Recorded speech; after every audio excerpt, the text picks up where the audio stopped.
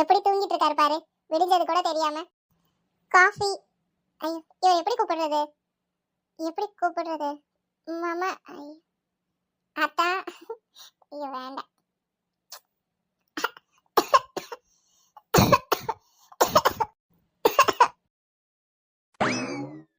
என்ன மீனா, என்ன இரும்பிட்டு இருக்க? உடம்பு எதுவும் சரியில்லையோ? ஹாஸ்பிட்டலுக்கு வேணா எதுவும் போயிட்டு வருவோமாமா? அதெல்லாம் ஒண்ணும் இல்லைங்க. இந்தாங்க காஃபி. காஃபியா? உன்னோட கையிலேயே போட்டியோ? குடு குடு, எப்படி இருக்குன்னு பாப்போம். கொடுப்பேன் கொடுப்பேன். முதல்ல போய் பல்ல வளைக்கிட்டு வாங்க. பெட்ல உட்காந்துட்டு காஃபி கேட்கறாரு பாரு. எழுந்து போங்க முதல்ல. பாருடா, கல்யாணம் ஆகி வந்து இன்னும் 2 நாள் கூட ஆகல, அதுக்குள்ள ஆர்டர் போட ஆரம்பிச்சிட்டியோ? சரி சரி, இது நான் போய் ப்ரஷ் பண்ணிட்டே வரேன். இவர் என்னடா சின்ன குழந்தை மாதிரி பல்லையே விளக்காம காஃபி குடிக்கிறாங்கிறாரு. அடடா, இவரை நிறைய மாத்தணும் போல இருக்குது. அதுக்குள்ள எங்க போயிட்டா இவ? இப்பதானே வந்தா. சரி, கூப்பிட்டாவது பாப்போம். புது பொண்டாட்டிய கூப்பிடுறதுக்கும் கொஞ்சம் வெக்கமா தான் இருக்குது. என்ன பண்றது? மீனா, மீனா.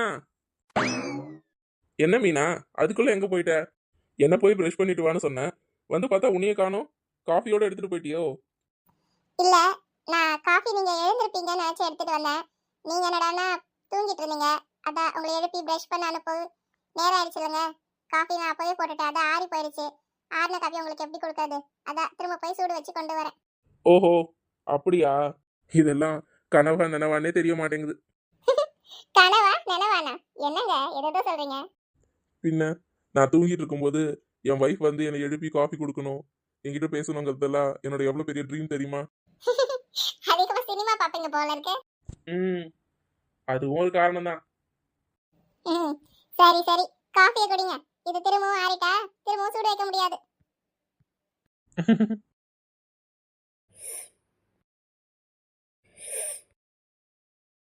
காஃபி ரொம்ப நல்லா இருக்கு. நீதான் போட்டியோ?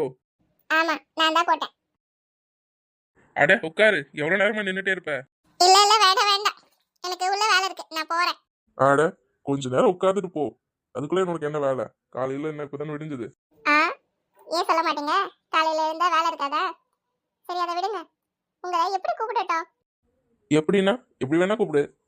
பேர் சொல்லி கூட தான் கூப்பிடு, என்ன இருக்கு? இல்ல, உங்களை எப்படி கூப்பிடவும் எனக்கு தோணல. எப்படியும் வரமாட்டேங்குது எனக்கு வாயில. அதான் உங்களையே கேட்கலான்னு. உங்களை மாமான்னு கூப்பிடவா, இல்ல அத்தான்னு கூப்பிடவா, இல்ல எப்படி கூப்பிடுறது? வாங்க போங்கன்னு கூப்பிடவா? எதுவும் தெரியல. அது உன்னோட இஷ்டம், உனக்கு எப்படி வேணாலும் கூப்பிட்டுக்கோ. நான் அதுலலாம் ஒன்றும் கேட்க மாட்டேன். இந்த காலத்து பொண்ணுங்க கூப்பிடுற மாதிரி பேரை சொல்லி கூட கூப்பிடு. நான் அதெல்லாம் ஒண்ணுமே நினைக்க மாட்டேன். பேரை சொல்லியா? அப்புறம் அவ்வளவுதான், உங்க அம்மா எல்லாரும் வந்துடுவாங்க என்ன உங்க அண்ணிங்கெல்லாம் கேலி பண்றதுக்கா? ஏன், என்ன கேட்பாங்க? அதெல்லாம் யாரும் ஒன்றும் சொல்ல மாட்டாங்க. உன் புருஷனா நீ பேர் சொல்லி கூப்பிடுற. உன் புருஷனை எப்படி கூப்பிடுறதுங்கிறது உன்னோட இஷ்டம் தானே. அதெல்லாம் யாரும் ஒன்றும் கேட்க முடியாது, கேட்கவும் மாட்டாங்க. ஆஹா, நல்லா சொன்னீங்க போங்க. ம் சரி, அப்படின்னா உனக்கு தோணலைன்னா நீ என்ன மாமானே கூப்பிடு, சரியா? ஏன் மாமான்னு கூப்பிடணும்? எனக்கு அத்தை பொண்ணு மாமா பொண்ணுன்னு யாரும் ஸ்பெசிஃபிக்காக கிடையாது. அதான் என்னை யாரும் இது வரைக்கும் மாமான்னு கூப்பிட்டு பேசினது இல்லை. என் ஃப்ரெண்ட்ஸுங்கெல்லாம் எங்கள் மாமா பொண்ணுடான்னு சொல்லுவாங்க. மாமா மாமான்னு பின்னாடியே ஓடி வருவாளுங்க. அதை பார்க்கும்போது கொஞ்சம் ஒரு அமையாக இருக்கும். அதான் இன்னைக்கு தான் நீ பொண்டாட்டின்னு வந்துட்டல, நீ என்ன மாமான்னு கூப்பிடுன்னு சொன்னேன். அதுவே நீ கேட்டதால தான் சொல்கிறேன், இல்லைன்னா சொல்லியிருக்க மாட்டேன். எது? என்ன சொல்றீங்க நீங்க? உங்களுக்கு பொண்டாட்டியா நான் வந்திருக்கேன். உங்க பொண்டாட்டி உங்களை நான் எப்படி கூப்பிடணும்னு கேட்டா, எனக்கு அத்தை பொண்ணுங்கல்ல, மாமா பொண்ணுங்கல்ல, அவங்க என்ன மாமான்னு கூப்பிடல. அதனால எனக்கு அந்த மாதிரி நீ கூப்பிடு அப்படிங்கிறீங்க. அவங்க கூப்பிடாத ஏக்கத்தை என்கிட்ட தீர்த்துக்கிறீங்களா? நீ ஏன் எனக்கு அத்தை பொண்ணு தானே? எது? நான் உங்களுக்கு அத்தை பொண்ணா? அட, நான் உங்களுக்கு அசல் தானங்க. அப்படியா? சரி, அப்ப நீயே சொல்லு. உன் அம்மா எனக்கு மாமியார். மாமியார்னா யாரு? அத்தை. அந்த அத்தையோட பொண்ணு தானே நீ. அப்படி எனக்கு ஒரு வகையில அத்தை பொண்ணு தானே. அட, இந்த மூணு நினைச்சவங்கள. ஆனா சரியான ஆளா இருக்கிறீங்க.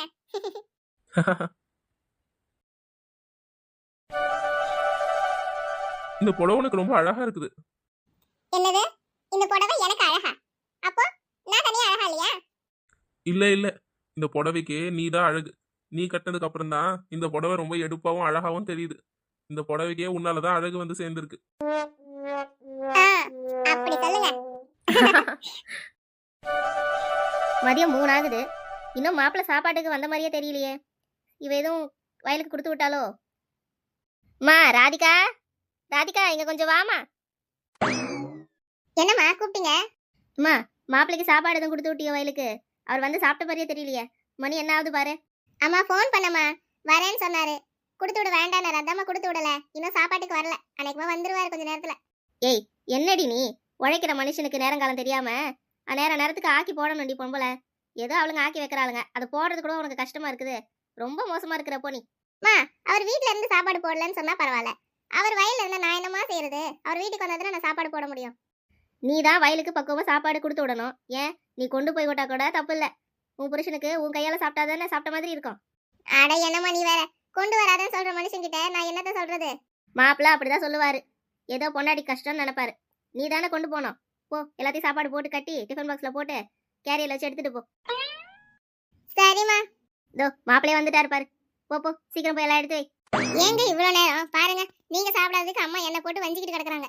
அதெல்லாம் ஒண்ணும் இல்லம்மா, வயல்ல கொஞ்சம் வேலை, அதான் வர முடியல. சரி விடு, இப்ப போய் எடுத்து வை, நான் சாப்பிட்றேன் வந்து. சரி, கை கழுவிட்டு வாங்க, நான் எல்லாம் எடுத்து வைக்கிறேன். ஐயோ மாப்பிள்ள நிக்கிறீங்களே, உட்காருங்க. இருக்கட்டும் அத்தை, பரவாயில்ல. இல்ல மாப்பிள்ள நிக்கும் பொழுது மாமியா நான் எப்படி உட்கார்ந்துன்னு இருக்கிறது? அட என்ன பேசுறீங்க நீங்க? நீங்க எனக்கு அம்மா மாதிரி. நீங்க உட்கார்ந்துருந்தா என்ன, நான் உங்களுக்கு காலை பிடிச்சு விட்டா கூட தப்பு கிடையாது. ஏன் மாப்பிள்ள சாப்பிட வர இவ்வளவு நேரம்? வயல்ல இன்னைக்கு ரொம்ப வேலையோ? வேலைன்னு பெருசா ஒன்றும் சொல்றதுக்கு இல்ல. களை எடுத்தாங்க, மருந்து போட்டாங்க. அதான் மேற்பார்வை பார்த்து நிக்கலன்னா ஏனா தானோன்னு செஞ்சுட்டு ஓட்டமா ஓடிடுவாங்க. அதான் ஒரு ஆள் அங்க நிற்கும் போதுதான் அவங்களுக்கும் பயம் இருக்கு. நின்று எல்லா வேலையும் செஞ்சப்பறம் வரேன். அவங்க சாப்பாட்டுக்கு போகும்போது தானே நம்ம போக முடியும். ஞான சீக்கிரம் சாப்பிட்டு வயலுக்கு கிளம்பணுமா அத்தை? சாப்பிட்டு கொஞ்ச நேரம் படுத்துட்டு போங்க, அங்க வேலை ஒன்றும் ஆயிடாது. உங்க உடம்புக்கு எடுத்துக்காதீங்க மாப்பிள்ள.